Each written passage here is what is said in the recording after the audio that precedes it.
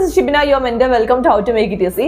ഒരുപാട് പേരുടെ ഡൗട്ടാണ് ഈ പാട്ട് കേട്ടിട്ട് അല്ലെങ്കിൽ ഈ മ്യൂസിക് ഒക്കെ കേട്ട് പഠിക്കാനുള്ള അത് എഫക്റ്റീവ് ആയിരിക്കുമോ നല്ലതായിരിക്കുമോ പഠിക്കാൻ പറ്റുമോ എന്നൊക്കെയുള്ളത്. അതുപോലെ തന്നെ കുറെ പേര് പറയുന്നുണ്ട് പഠിക്കാനൊന്നും പറ്റില്ല, ഭയങ്കര ഡിസ്ട്രാക്ഷൻ ആയിരിക്കും, അതുകൊണ്ട് ഈ മ്യൂസിക് ഒന്നും കേൾക്കാൻ നല്ലതല്ല എന്ന് പറയുന്നുണ്ട്. അപ്പോൾ ഇതിനെ സംബന്ധിച്ച് ഒരുപാട് സ്റ്റഡീസ് ഉണ്ട്. ചില സ്റ്റഡീസ് പറയുന്നത് നിങ്ങൾ പഠിക്കുന്ന സമയത്ത് ഓരോ സബ്ജക്റ്റിനും ബേസ് ആയിട്ട് അതിനനുസരിച്ചുള്ള പാട്ടുകളോ മ്യൂസിക്കോ ഒക്കെ കേൾക്കുകയാണെങ്കിൽ അത് നിങ്ങളുടെ സ്റ്റഡീസിനെ നല്ല എഫക്റ്റീവായിട്ട് ബാധിക്കുന്നു.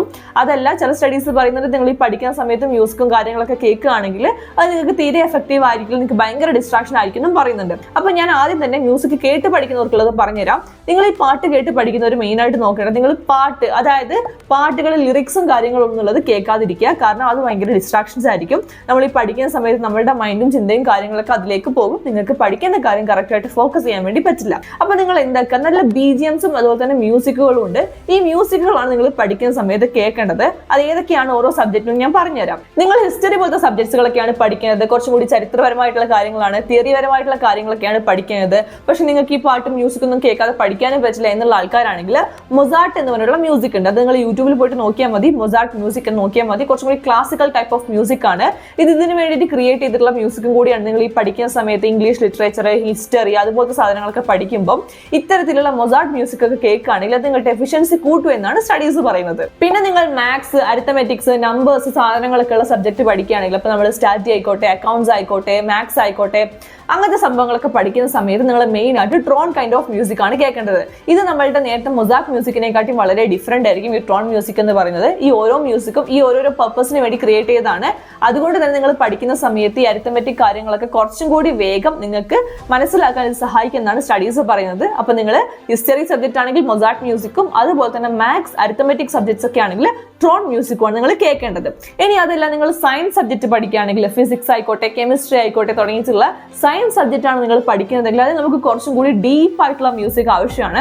അതുകൊണ്ട് തന്നെ ആംബിയന്റ് സ്പേസ് മ്യൂസിക് എന്ന് പറഞ്ഞിട്ടുള്ള ഒരു കൈൻഡ് ഓഫ് കാറ്റഗറി ഉണ്ട്. ഈ മ്യൂസിക് കേൾക്കുകയാണെങ്കിൽ നിങ്ങൾ സയൻസ് സബ്ജക്റ്റ് ഒക്കെ പഠിക്കുന്ന ആൾക്കാർക്ക് കുറച്ചും കൂടി ഇത് എഫക്റ്റീവ് ആയിരിക്കും. അപ്പോൾ ഒരിക്കലും ഒരു നിർബന്ധമായിട്ടുള്ള ഒരു കാര്യമില്ല നിങ്ങൾ ഈ പഠിക്കുന്ന സമയത്ത് പാട്ട് കേൾക്കണം എന്നുള്ളത്. പക്ഷേ പാട്ട് കേട്ട് പഠിക്കുന്ന ഒരുപാട് പേരുണ്ട്, എൻ്റെ ഫ്രണ്ട്സിലും ഒരുപാട് പേരുണ്ട്. പക്ഷെ നിങ്ങൾ ഈ സിനിമാ പാട്ടുകൾ അതുപോലെ തന്നെ നിങ്ങൾക്ക് ഇഷ്ടപ്പെട്ട പാട്ടൊന്നും കേട്ടാൽ നിങ്ങൾക്ക് ഒരിക്കലും പഠിക്കാൻ പറ്റില്ല.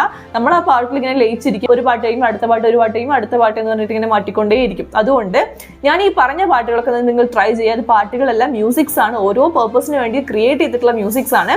അപ്പൊ നിങ്ങൾ മെയിൻ ആയിട്ട് ഇതൊന്ന് നോക്കി വെക്കുക. ഇനി രണ്ടാമത്തെ കാറ്റഗറി എന്ന് പറയുന്നത് പഠിക്കുന്ന സമയത്ത് ഈ പാട്ടും കാര്യങ്ങളൊന്നും കേൾക്കാൻ ഇഷ്ടപ്പെടാത്ത ആൾക്കാരാണ്. ഞാനൊക്കെ ആ ഒരു കാറ്റഗറി പെടുന്ന ആളാണ്.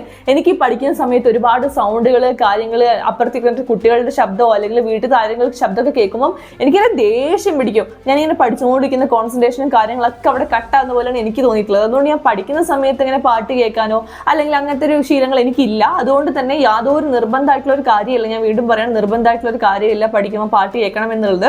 ഞാൻ ഈ ഇടയായിട്ട് കുറെ റീൽസും കാര്യങ്ങളൊക്കെ കാണാനിടേ, നിങ്ങൾ പഠിക്കുന്ന സമയത്ത് ഇത് കേട്ട് നോക്കൂ എന്നാലേ നിങ്ങൾക്ക് നന്നായിട്ട് പഠിക്കാൻ പറ്റുള്ളൂ എന്നൊക്കെ പറഞ്ഞിട്ട്. അതുകൊണ്ടാണ് ഞാൻ ഈ വീഡിയോ ഇടുന്നത്.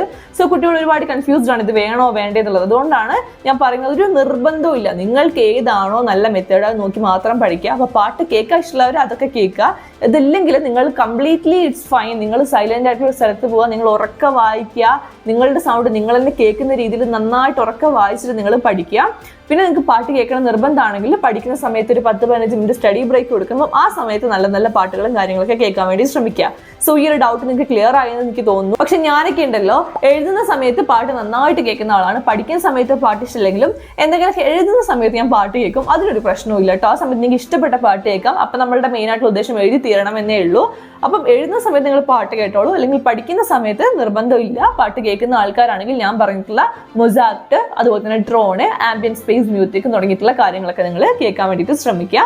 So I hope this video is helpful. കൂടുതൽ സ്റ്റഡി ടിപ്സിന് വേണ്ടി ചാനൽ സബ്സ്ക്രൈബ് ചെയ്യാനും നിങ്ങളുടെ ഫ്രണ്ട്സിന് ഈ വീഡിയോ അയച്ചു കൊടുക്കാനും നോട്ടിഫിക്കേഷൻ ഓൺ ആക്കാനും ആരും മറക്കേണ്ട. അടുത്തൊരു വീഡിയോ ആയിട്ട് വേഗം കാണാം.